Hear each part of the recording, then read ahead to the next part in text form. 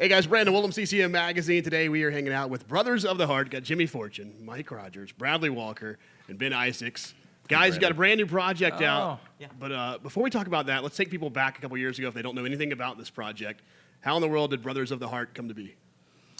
Well, we started out as Brotherly Love because that was the name of our project, and everybody started calling us Brotherly Love. And so we thought, well, we'll go ahead and call it Brotherly Love. But we found out that there are a lot of other groups named Brotherly Love. And so we were getting into a little bit of trouble about that. So we thought, well, we're going to have to come up with a name. But meanwhile, this project that we first did, thanks to Gaither Music putting this out for us and just doing so much for us that we're just thankful for it. But it just took off and started getting more and more popular.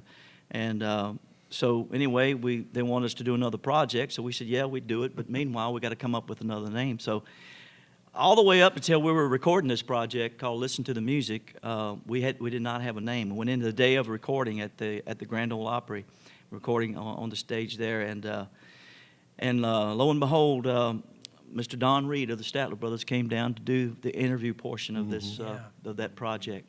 And while we were on stage, talking about, he was interviewing all of us. He looked at us and said, "You know what? You guys are brothers of the heart. You're joined at the heart." And when he said that, it just like an alarm went off inside of us. We said, "That's our name. There it is. That's our name." So we owe it to Did Don we got the Reed. trademark before he could go home and trademark it? Well, we own it now. We were pretty It's sure ours. we were okay with it, but we checked it out, Yeah. and Brothers of the Heart is okay. We own it now. We Yes. So that's what we are, and not just through the music, but we really truly are.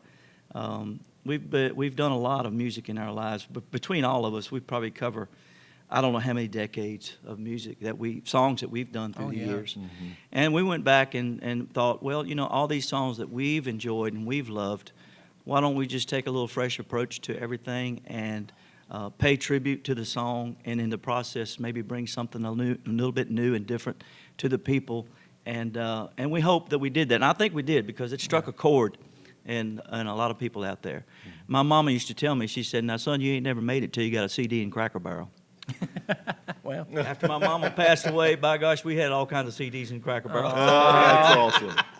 Yeah, speaking of that, this is kind of a rare project that you can actually still buy on hard copy, and you get a DVD with it. So not only can you stream it, you can go to Gaither Music's website, and you can actually have a physical copy of this album, which you Right. can't say very much anymore. That's exactly right. right. So when people listen to this album, what's a song that you really want to make sure they don't just skim over, that they really listen closely to and hear your guys' version of it? All of them. All of them. You know what? We chose these songs based upon, when we were picking songs for the record, I said, guys, bring me songs that have changed your musical path, things that just really, so they all, to me, are very important. This is part one of a part two series. We ended up cutting 24 songs. We cover many genres, Yeah, of music, So when you listen to all of us, you're going to hear something that you're going to, and you're from your childhood, Like we cover gospel music, we cover country, pop, bluegrass, all those different things. What sticks out to me is a song called "Just As I Am."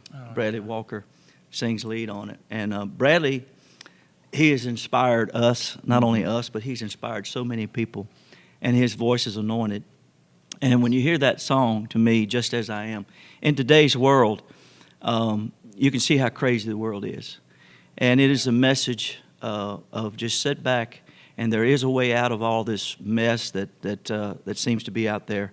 And it's the message of salvation. And we're proud of that, and we're proud of the way that that song came off in particular. And we're proud of Bradley for how he sang it, and each one of these guys. But "Just As I Am" really sticks out to me.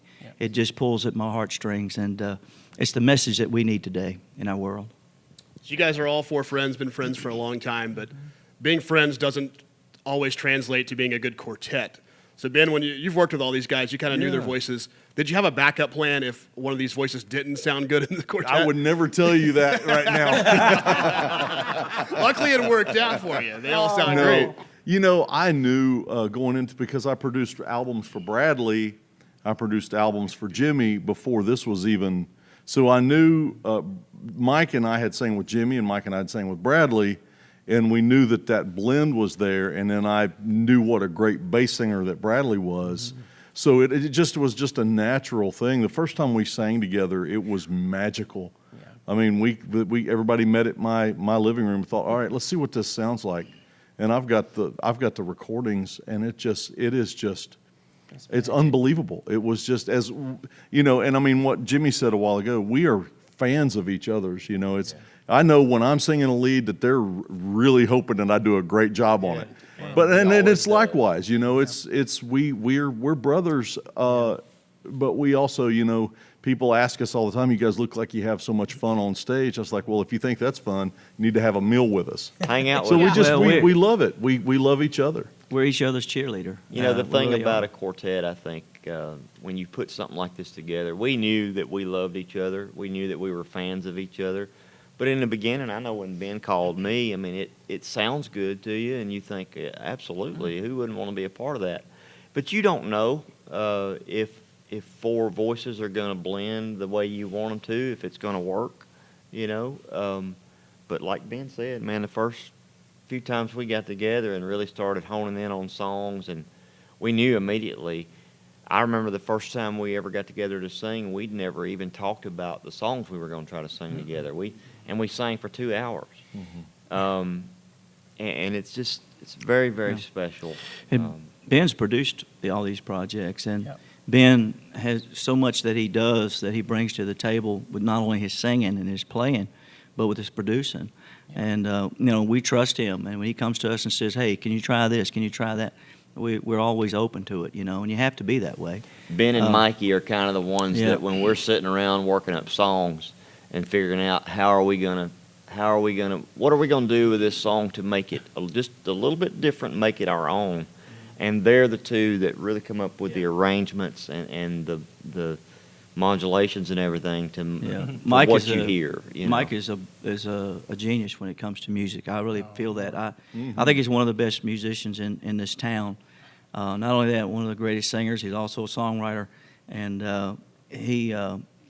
You know, we just love him so much, and we want to see what's best for each one of us. And, That's right. And That's right. For and sure. so, like I said, we're so proud of him because when we depend on him a lot musically, I can tell you that in this band. Lord. You guys played the Opry last night. Man, we did. How was that, real quick? Man, that was fun. I mean, it's just a blast. Every time we play there, it's just amazing and blessed to be there. You know, and for us to get there and stand out there and sing where all the history has happened, and it's us four. Man, it's just nothing better. It really is. I mean, when you're standing out there, you become aware of it, and when you do, it scares the devil out of you. I mean, I don't care how long you've been in this business. I don't care what you've done. When you stand there, you feel something, Yep. and it's frightening in a way, in some ways, and you really can't let it get the best of you. You have to wait. to kind of try to let it sink in and really concentrate on what you're doing. But I call it an out-of-body experience, yeah. singing at the Grand Ole Opry, and it's something you have to literally put all the history and everything out of your mind and Yes. treat it like it's any other stage. But then after the performance is over with, then you can think about everything. And So for people outside of Nashville, are you guys going to be able to give them an opportunity to see this on a little short tour, or We're just too touring busy to make it some. happen? got some stuff. We've we're got some touring dates some. booked. We've got some dates. We've got a little run booked leading up to Easter. The week leading up to Easter, we're doing about 5 dates. Then we've got a couple things in June. New Mexico, Utah. Sprinkled The easiest out. way to find it is either go to Bradley's website or Jimmy's website, and they're listed. You know, Brothers of the Heart show. So, So we got the trademark, but we didn't get the .com yet. well, we have that too. We just haven't. Who's going to run it? Go ahead, Bradley. Take it over, buddy. Bradley's doing that stuff. Yeah, we're having trouble figuring out who's going to do what. 'Cause like I say, each of us have Yeah. our own careers, and you know, we love what we do alone, but we also love what we do together. Yes. Yeah. And Well, we don't want to make such a business out of it that we don't love the music anymore. That's right. Right. You know, when we come together, we have fun because we sing together. yeah. You know, This so. is a special thing, and I think you hit on something. I mean, you need to keep it very special because it is special. And we just want people to, you know, I know folks, we get asked that a lot. You know, when are y'all going to come to Texas? When are you going to come here or there? You know, and we know that people would like to see us play live shows more. We'd love to be able to do more live shows. But because of everybody's schedules, we all keep very busy schedules on our own. And believe me, we want to play out for folks as much as we can because we love it.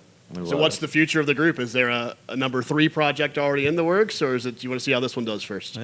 We've been talking about some different things. You know, we got so many ideas. There's so many songs out there, but there's also we want to delve into what is Brothers of the Heart. You know, some original songs. Sure. And I think we really want to, kind of look at that and see what that holds for us.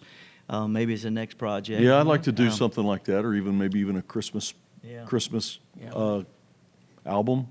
Yeah. And there's all kinds of songs that we haven't hit on yet from a lot of different genres. Yeah, So right.